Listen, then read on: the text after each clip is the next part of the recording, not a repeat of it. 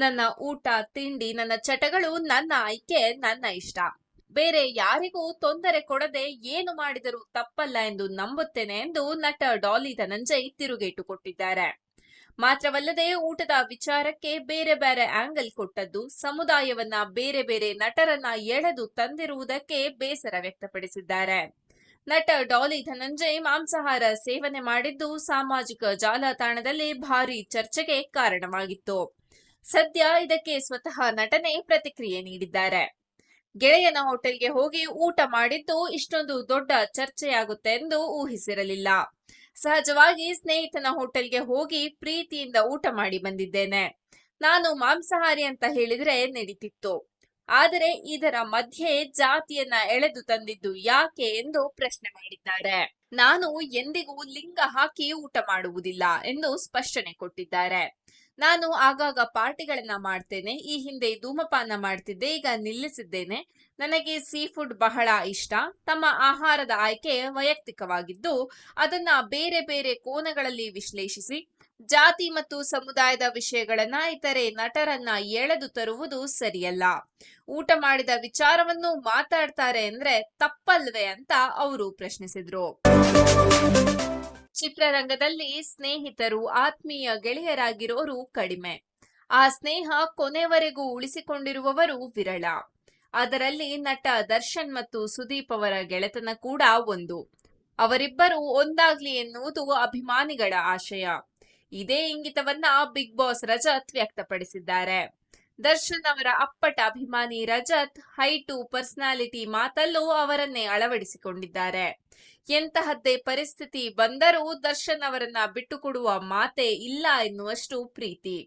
ಅದೇ ರೀತಿ ಸುದೀಪ್ ಅವರನ್ನು ಕಂಡರೂ ಅವರಿಗೆ ಅಪಾರ ಗೌರವ. ಬಿಗ್ ಬಾಸ್ ಶೋಗೆ 2 ಬಾರಿ ಹೋಗಿ ಬಂದಿರುವ ರಜತ್ ಕಿಚ್ಚನಿಗೂ ಪಕ್ಕಾ ಫ್ಯಾನ್. ಹೀಗಾಗಿ ಇವರಿಬ್ಬರನ್ನ ಅಕ್ಕಪಕ್ಕ ನಿಲ್ಲಿಸಿಕೊಂಡು ಫೋಟೋ ಕ್ಲಿಕ್ಕಿಸಿಕೊಳ್ಳುವ ಆಸೆ ಅವರದ್ದು. ಒಂದಲ್ಲ ಒಂದು ದಿನ ಈ ಕನಸು ಈಡೇರಲಿ ಎಂಬ ಅರ್ಥದಲ್ಲಿ ಒಂದು ಕಡೆ ಸುದೀಪ್ ಫೋಟೋ, ಮತ್ತೊಂದು ಕಡೆ ದರ್ಶನ್ ಅವರ ಫೋಟೋ ಹಿಡಿದು ಕ್ಯಾಮೆರಾ ಕಣ್ಣಿಗೆ ಪೋಸ್ ನೀಡಿದ್ದಾರೆ. ಕ್ಯಾಪ್ಷನ್ ನಲ್ಲಿ ನನ್ನ ದೇವರುಗಳು, ನನ್ನ ಅಣ್ಣಂದಿರ ಮಧ್ಯದಲ್ಲಿ ಈ ತರಹ ನಿಂತುಕೊಂಡು ನಾನು ಖಂಡಿತ ಸದ್ಯದಲ್ಲೇ ಫೋಟೋ ತೆಗೆದುಕೊಳ್ಳುತ್ತೇನೆ, ಇದು ನನ್ನ ಕನಸು ಎಂದು ಬರೆದುಕೊಂಡಿದ್ದಾರೆ. ರಜತ್ ಬುಜ್ಜಿ ಈ ಪೋಸ್ಟ್ಗೆ ಬಹಳಷ್ಟು ಜನ ಅಭಿಮಾನಿಗಳು ಕಮೆಂಟ್ ಮಾಡಿದ್ದಾರೆ.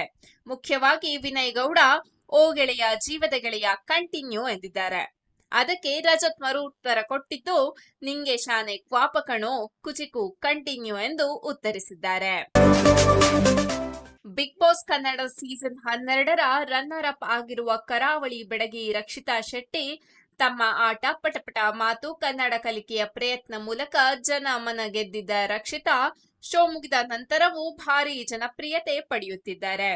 ಅಷ್ಟೇ ಅಲ್ಲದೆ ಇದೀಗ ಕರಾವಳಿ ಭಾಗದಲ್ಲಿ ಎಲ್ಲಾ ಕಾರ್ಯಕ್ರಮದಲ್ಲಿ ಕೂಡ ರಕ್ಷಿತಾ ಶೆಟ್ಟಿ ಮುಖ್ಯ ಅತಿಥಿಯಾಗಿದ್ದಾರೆ. ಈ ಮಧ್ಯೆ ಇದೀಗ ರಕ್ಷಿತಾ ಶೆಟ್ಟಿ ಇದ್ದಕ್ಕಿದ್ದ ಹಾಗೆ ಕಿಚ್ಚ ಸುದೀಪ್ ಅವರ ಬಗ್ಗೆ ಸುದೀರ್ಘ ಪತ್ರವೊಂದನ್ನ ಬರೆದಿದ್ದಾರೆ. ಕೆಲವು ವ್ಯಕ್ತಿಗಳು ಕೇವಲ ಮಾರ್ಗದರ್ಶನವನ್ನಷ್ಟೇ ನೀಡುವುದಿಲ್ಲ, ಇಡೀ ಜಗತ್ತು ನಿಮ್ಮನ್ನು ಪ್ರಶ್ನಿಸಿದಾಗ ಅವರು ನಿಮ್ಮೊಂದಿಗೆ ನಿಲ್ಲುತ್ತಾರೆ. ಸುದೀಪ್ ಸರ್, ಈ ಬಿಗ್ ಬಾಸ್ ಪ್ರಯಾಣದುದ್ದಕ್ಕೂ ನೀವು ನನಗೆ ತಂದೆಯಂತೆ ಇದ್ದೀರಿ. ನಾನು ಸರಿಯಾಗಿದ್ದಾಗ ನೀವು ಕೋಟ್ಯಾಂತರ ಜನರ ಮುಂದೆ ನನ್ನ ಪರವಾಗಿ ದೃಢವಾಗಿ ನಿಂತಿದ್ದೀರಿ.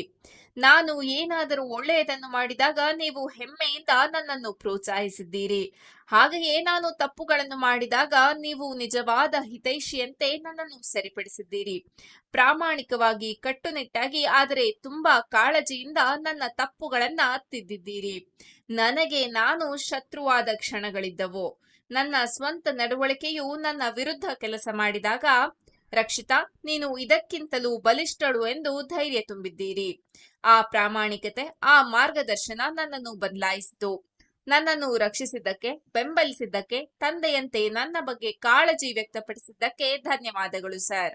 ನೀವು ನನಗಾಗಿ ಮಾಡಿದ್ದನ್ನು ನಾನು ಎಂದಿಗೂ ಮರೆಯಲು ಸಾಧ್ಯವಿಲ್ಲ. ಈ ಕೃತಜ್ಞತೆ ಮತ್ತು ಪ್ರೀತಿಯನ್ನು ನಾನು ಎಂದೆಂದಿಗೂ ನನ್ನ ಹೃದಯದಲ್ಲಿ ಹೊತ್ತು ಸಾಗುತ್ತೇನೆ ಎಂದು ರಕ್ಷಿತಾ ಬರೆದುಕೊಂಡಿದ್ದಾರೆ. 17ನೇ ಬೆಂಗಳೂರು ಅಂತಾರಾಷ್ಟ್ರೀಯ ಚಲನಚಿತ್ರೋತ್ಸವದಲ್ಲಿ ಪ್ಯಾಲೆಸ್ಟೈನ್ ಸಿನಿಮಾಗಳ ಪ್ರದರ್ಶನಕ್ಕೆ ಅವಕಾಶ ನೀಡದ ಕೇಂದ್ರ ಸರ್ಕಾರದ ನಿರ್ಧಾರಕ್ಕೆ ನಟ ಹಾಗೂ ಚಿತ್ರೋತ್ಸವದ ರಾಯಭಾರಿ ಪ್ರಕಾಶ್ ರಾಜ್ ಅವರು ಪ್ರತಿರೋಧ ವ್ಯಕ್ತಪಡಿಸಿದರು. ವಿಧಾನಸೌಧದ ಪೂರ್ವದ್ವಾರದ ಮುಂಭಾಗದಲ್ಲಿ ಗುರುವಾರ ನಡೆದ ಚಲನಚಿತ್ರೋತ್ಸವದ ಉದ್ಘಾಟನಾ ಕಾರ್ಯಕ್ರಮದ ವೇದಿಕೆಯಲ್ಲಿ ಮಾತನಾಡಿದ ಅವರು, ಪ್ಯಾಲೆಸ್ಟೈನ್ನ ಯುದ್ಧಗಳು ಕೊನೆಗೊಳ್ಳುತ್ತವೆ, ನಾಯಕರು ಕೈಕುಲುಕಿ ತೆರಳುತ್ತಾರೆ, ಆದರೆ ಆ ವೃದ್ಧೆ ತನ್ನ ಮಗನಿಗಾಗಿ ಕಾಯುತ್ತಿರುತ್ತಾಳೆ ಎಂಬ ಪದ್ಯ ಓದಿ ಪ್ರತಿರೋಧಿಸಿದರು. ಅಂತಾರಾಷ್ಟ್ರೀಯ ಚಲನಚಿತ್ರೋತ್ಸವ ಅಥವಾ ಸಾಹಿತ್ಯೋತ್ಸವಗಳ ಉದ್ದೇಶ ವಿಭಿನ್ನ ಆಲೋಚನೆಗಳನ್ನು ಹಂಚಿಕೊಳ್ಳುವುದು ಮತ್ತು ಮಾನವೀಯ ಸಂಬಂಧಗಳಿಗೆ ಅವಕಾಶ ಕಲ್ಪಿಸುವುದಾಗಿದೆ. ಆದರೆ ಇತ್ತೀಚೆಗೆ ಸಿನಿಮಾ ಮತ್ತು ಸಾಹಿತ್ಯ ಕಾರ್ಯಕ್ರಮಗಳಲ್ಲಿಯೂ ರಾಜಕೀಯ ಹಸ್ತಕ್ಷೇಪ ಹೆಚ್ಚಾಗಿದೆ. ಚಲನಚಿತ್ರೋತ್ಸವದಲ್ಲಿ ಪ್ಯಾಲೆಸ್ಟೈನ್ ಚಿತ್ರಗಳ ಪ್ರದರ್ಶನಕ್ಕೆ ಅವಕಾಶ ನೀಡದಿರುವುದು ಒಪ್ಪಲಾಗದು.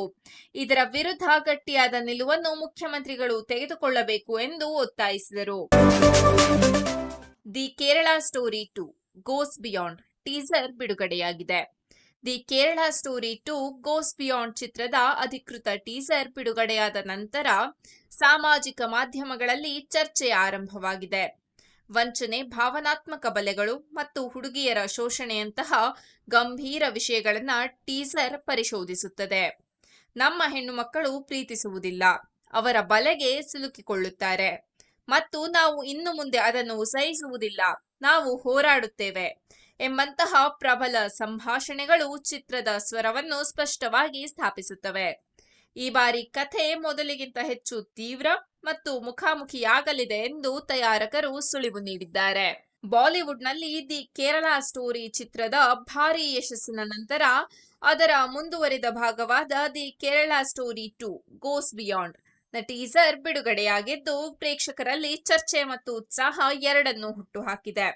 ಈ ಚಿತ್ರವು ಫೆಬ್ರವರಿ 27, 2026ರಂದು ಚಿತ್ರಮಂದಿರಗಳಲ್ಲಿ ಬಿಡುಗಡೆಯಾಗಲಿದೆ ಮತ್ತು ಅದರ ಮೋಷನ್ ಪೋಸ್ಟರ್ ಮತ್ತು ಟೀಸರ್ ಕಥೆಯು ಹೆಚ್ಚು ತೀವ್ರವಾಗಿರುತ್ತದೆ, ಭಾವನಾತ್ಮಕವಾಗಿ ಚಾರ್ಜ್ ಆಗುತ್ತದೆ ಮತ್ತು ಇನ್ನೂ ಹೆಚ್ಚಿನ ತೀವ್ರವಾದ ವಿಷಯವನ್ನ ಹೊಂದಿರುತ್ತದೆ ಎಂದು ಸ್ಪಷ್ಟವಾಗಿ ಸೂಚಿಸುತ್ತವೆ.